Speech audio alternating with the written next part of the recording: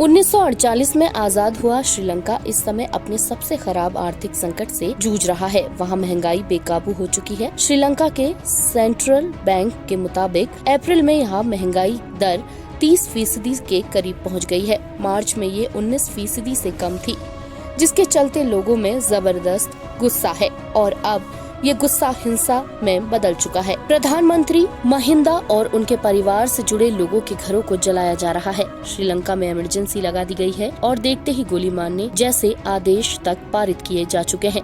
श्रीलंका में 51 अरब डॉलर से ज्यादा का विदेशी कर्ज है। इस आर्थिक संकट से निकलने के लिए श्रीलंका को कम से कम 4 अरब डॉलर की जरूरत है।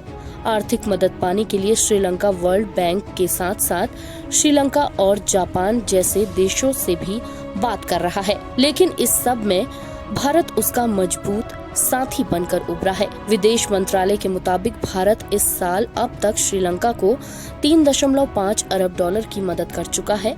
इसके अलावा भारत उसकी बुनियादी चीजों जैसे खाने पीने का सामान और दवाओं की कमी को पूरा करने में मदद कर रहा है। भारत का कहना है कि श्रीलंका का करीबी पड़ोसी और उसके साथ ऐतिहासिक संबंध होने के नाते भारत उसके लोकतंत्र और आर्थिक हालातों में सुधार को लेकर पूरी तरह साथ है। श्रीलंका को आर्थिक संकट से उबारने के लिए भारत अपनी पड़ोसी पहले नीति के तहत मदद कर रहा है।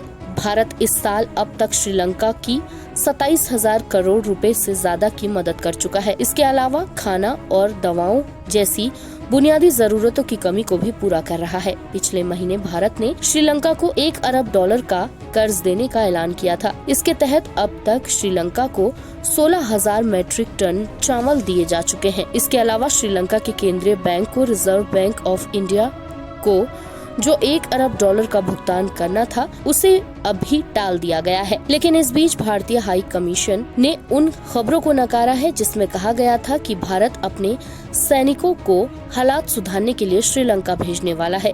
दूसरी ओर भारत के विदेशी मंत्रालय द्वारा पहले ही कहा जा चुका है कि वहां श्रीलंका के लोकतंत्र का वहां स्थिरता लाने और आर्थिक सुधार करने में पूरा सपोर्ट करेगा। श्रीलंका में हालात इतने खराब हो गए हैं कि वहां 35 दिनों में दोबारा इमरजेंसी लगानी पड़ी है।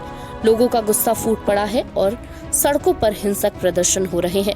प्रधानमंत्री महिंदा राजपक्षे के पैतृक घर को प्रदर्शनकारियों ने जला दिया है। कई सांसदों के घरों को भी जला दिया गया है। INS report.